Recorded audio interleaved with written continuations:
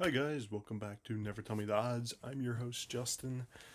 Um, Today I said I was gonna do, hey, let's do a tier list on all the leaders. I said that yesterday in my video, and I'm like, not all the cards are out. We don't have like an actual full set list yet. So, what's better than a tier list? A deck, right? So back, I think it was like February 1st, right? Our my store local scene area, we had our um, PQ. We had our planetary qualifier. Man, what a blast! And I took I guess, off meta deck, right? Not something you see people playing, not two aspects together. And I want to do a deck tech for that deck, which is my good old fashioned yellow Obi deck. Um, Man, so why Obi-Wan? I guess we're gonna go into this first. I love Obi-Wan Kenobi. He's one of my favorite characters. I thought I could make a way to make him work. I found a way. That was with the yellow aspect. But Obi-Wan, if you don't know what he does, he heals the damage from a unit. On his leader side, on his unit side, he is a 4/7 that says Sentinel, and if you heal a damage from a unit, you can deal a damage to a unit. I had fun with that.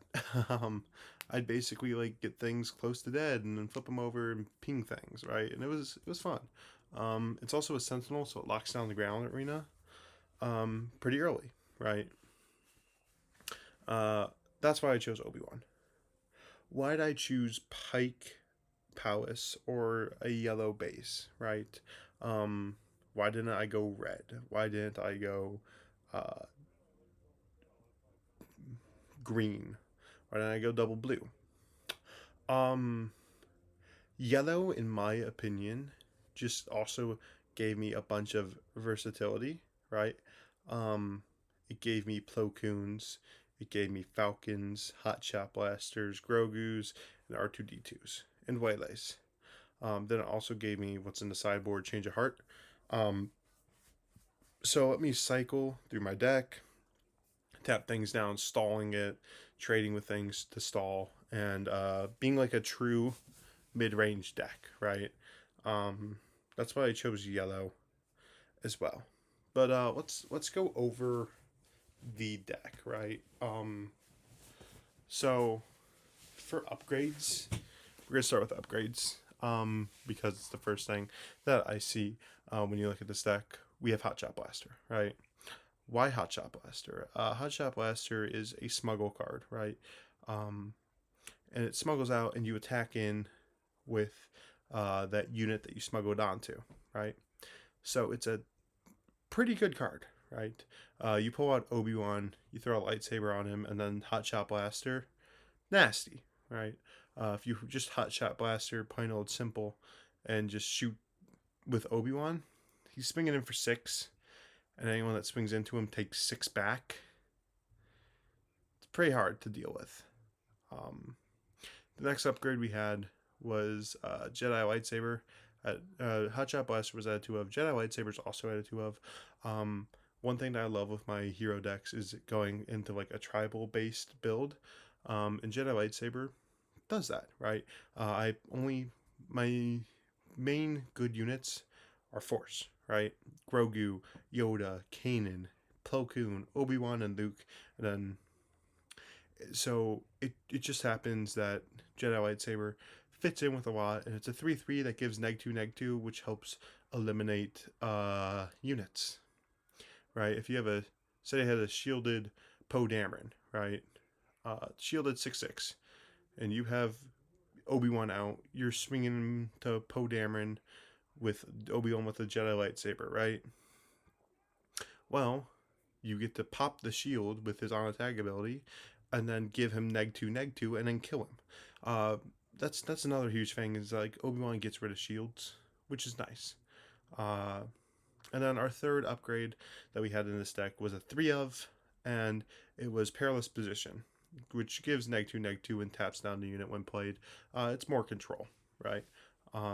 Next, I'm gonna go over events. Um, for events, we have waylays. Just bounce things back. Um, you know, make it harder for them to stay consistent. Like if they upgrade things, you bounce it back. If um, they have a unit that you just can't deal with, you bounce it back, right? Fell is for the late game. Uh, Basically, just gets rid of those big, hefty units that you don't want to take care of, right? Takedowns for the early game, and for anti-aggro, as everyone knows, takedown just kills Sabine, kills a bunch of things. Um, yeah. Next, we're gonna do ships. Uh, there is a total of 13 ships, if I'm counting right, which is higher for the meta right now. I have triple Arc, which is a turn one play, triple Concord Dawn, or double Concord Dawn, one in the side, triple Falcon, uh, triple Aether Sprite, and double Redemption. Right. Arc, good turn one play, good restores. It's a good ship. Not the optimal turn one play, from what I found from my testings, but it's good. It's probably the second best one. Concord Dawn is mainly there for anyone that's going into TDR, right? And then we have one in the sideboard, so we'll throw it in. Same with Falcon. Falcons are against TDR decks. Really not when I want to play turn 3, but if I have Falcons, it's something I'll play, right? It's not the optimal turn 3 play, but it's a good one. Then we have the Aether Sprite. Ooh, the Aether Sprite's so good. Aether Sprite just annihilates the space board that your opponent put up, right? Does a damage to itself and does 2 to your opponent, so you can ping off the shield, right? And then you can just swing into it. And then Redemption is your late game drop to heal your base, heal a unit, or just have that Sentinel. I found out that majority of the times I'll probably be healing units, or not units, healing base, because like I'll keep that if I need to drop it against Sabine, which I mean even if they get that I just win, but or like I played against a Cad Blue and I needed it to heal base multiple times, right? So it's just interesting. Now we get the ground units. For turn one plays for ground units, we have R2D2 at a 3 of. It lets you cycle through your deck and figure out what you want. Like if I'm going up against Django TDR and I have a Jedi lightsaber in hand, I'll probably majority of the time pitch it and search for like a perilous position, a Concord Dawn, a Falcon, a Yoda, get some restore on board, right? Takedowns. And then we talked about Arc. Royal Guard Attaché. It's a 2/5 that deals 2 damage to it, which you can heal off with Obi. It's a decent turn 1 play for Obi-Wan. It's the last one you want to see. But the best one, and the one you want to see the most, is Grogu. Right? It's a 0/5, sure. Taps down units. Yes. Then you turn 2, put a lightsaber on him. And then they can't pull out Sabine because Grogu just kills Sabine, right?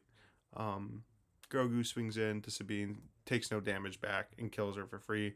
And it's just he'll wipe the board at the beginning of the game. It's huge. Next we have our Sentinels. Village Protectors are huge. Yoda's huge. Village Protectors being the shielded Sentinel, really good. Yoda having to restore is huge, right? I used to run 2 and 2, 2 Yoda, 2 Ezra, and I wouldn't run waylays, and I figured out that the problem I had was I was inconsistent. I would either draw Ezras when I need Yodas or Yodas when I need Ezra, and I'm just like, I need Ezra less, so I need to cut the Ezras. And the restore is really good against the heavy rush meta that we have right now. Kanan is massive. He's a 4/5 that mills a card and heals off their aspect. He failed me recently because he just wasn't hitting off that, right? But I guess the biggest guy that was in this deck was Plo Koon. Plo Koon just turned the tide of the game for me, and it was amazing, right? You have like village protectors and like a space unit out, right? And they just what they play like a Poe Dameron, and like the ECL them out, and I have multiple units on board. I then just kill Poe Dameron with Plo Koon, right? Plo Koon's massive. He's an underrated card in my opinion. I think he's one of the best cards from set three, easily, in my opinion. Uh, he just turns the tide of the game. Then we have two Obi-Wans, another Sentinel to stall the game, and then Luke's. Everyone should be running Luke's at the end game because if you're a blue hero, because Luke's amazing, right? Luke is one of the best units in the game, if not the best unit in the game. Being a 6/7 that either neg 3 neg 3s or neg 6 neg 6 and restores 3 is huge. That's the main board. Uh, let's talk about sideboard real quick before we go into like the plays and the combos. Sideboard, we have two regional governors. That's there for like if I don't like against Tarkentown decks, I'll take out the Royal Attaches and throw in regional governors, or against like any hard control decks, and I'll throw them in and then call like what they're using to hard control. Like be like, oh yeah, you can't play Avengers, or oh yeah, I have my leader out, so you can't play Super Laser Blast, um, which is huge.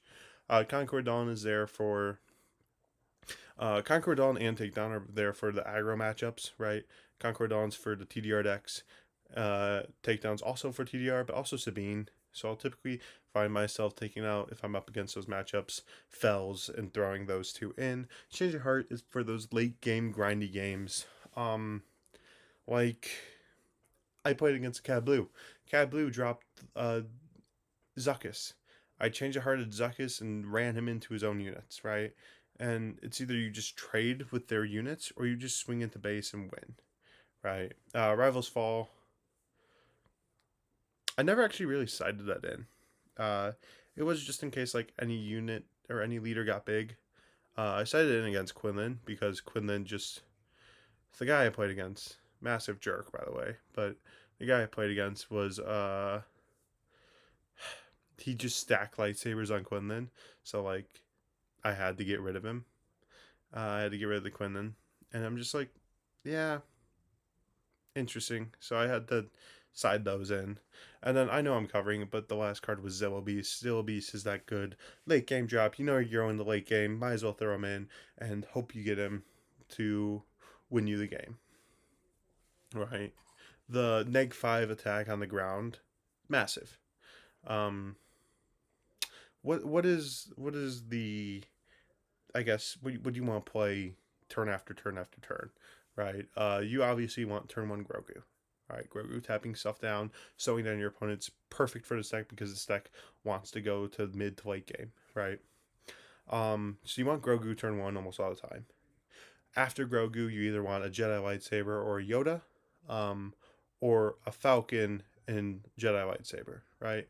Because then you can drop the Falcon, swing in for 3 after you tap down their unit, or kill one of their space units, and then next turn throw the Jedi lightsaber on him while still having the Falcon out. Then you pull the Falcon back, you just have Grogu out, and um, I guess the gameplay also swaps between, right? Like majority of the time I want to go Grogu, Yoda, Kanan, or Grogu, Yoda, Village Protectors, or like get a wide board. Um, but against like rush decks, I think I go taller, which is weird.